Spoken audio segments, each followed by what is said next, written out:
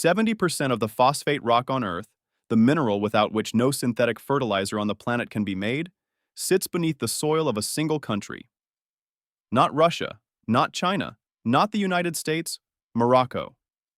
A nation of 38 million people effectively holds the keys to how the other 8.2 billion of us eat. The mainstream story about food security is usually told through grain.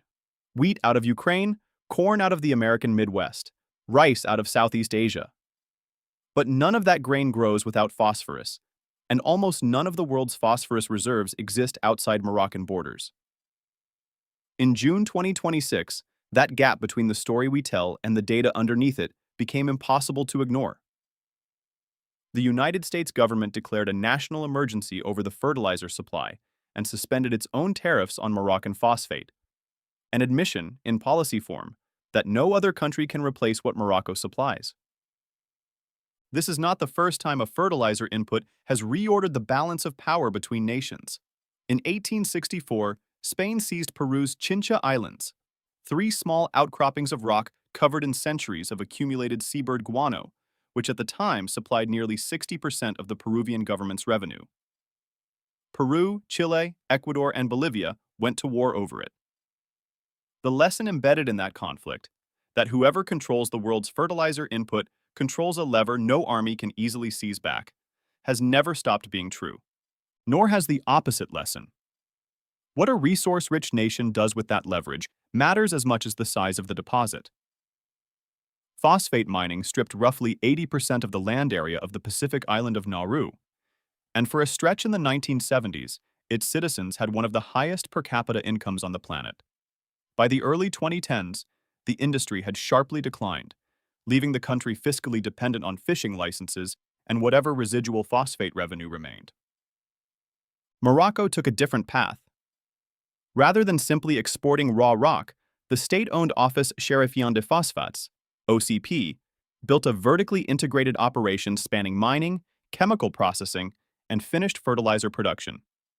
By 2020, OCP held 34% of the global phosphate rock market, 54% of the phosphoric acid market, and 26% of the phosphate fertilizer market. Today, Morocco is the world's fourth largest fertilizer exporter overall, trailing only Russia, China, and Canada, and phosphate now accounts for roughly a fifth of everything the country sells abroad. Some of that phosphate comes with a complication attached. A portion of Morocco's reserves lie in Western Sahara, a territory Morocco has administered since 1975, but whose sovereignty remains formally disputed under international law, a fact that follows every ton of Bucra phosphate rock onto every cargo ship that carries it. Economically, the numbers are accelerating. OCP posted $5.45 billion in revenue in the first half of 2025 alone, up 21% year-on-year, powered by rising rock and fertilizer exports to India and Europe.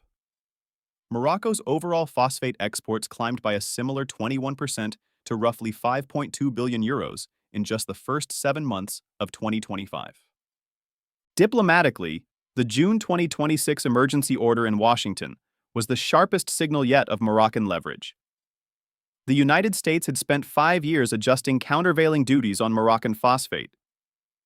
19.97% in 2021, cut to 2.12% in 2023, then raised back to 16.8% in 2024. A policy back and forth that one Texas A&M study estimated cost American crop producers $6.9 billion between 2021 and 2025. When a war-driven shipping disruption tightened global fertilizer supply further, Washington didn't negotiate a new source. It suspended its own tariffs on the one supplier it couldn't do without. Strategically, Morocco has not waited on Washington.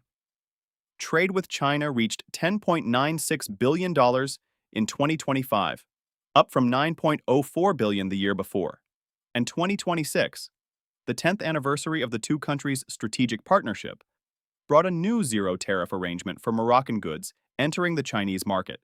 Morocco is, in effect, supplying multiple competing global powers at once, and all of them need what only it has enough of.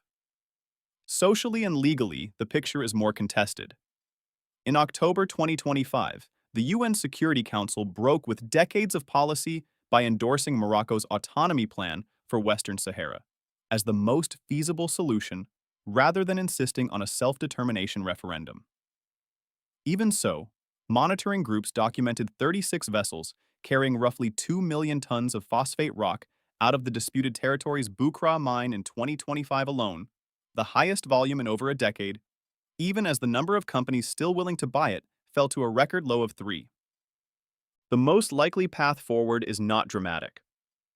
Morocco keeps expanding capacity, keeps its newly reopened American buyers, keeps its zero-tariff Chinese relationship, and keeps its European customers, balancing 3 competing blocks at once without any single one of them holding enough leverage to push back on price or policy.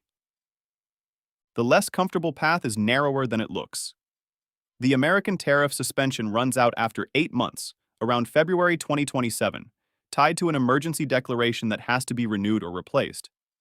If it lapses, the 16.8% duty could simply snap back, reopening the exact cost fight that forced the emergency order in the first place. And underneath both of those paths sits the uncomfortable fact that there is no Plan C.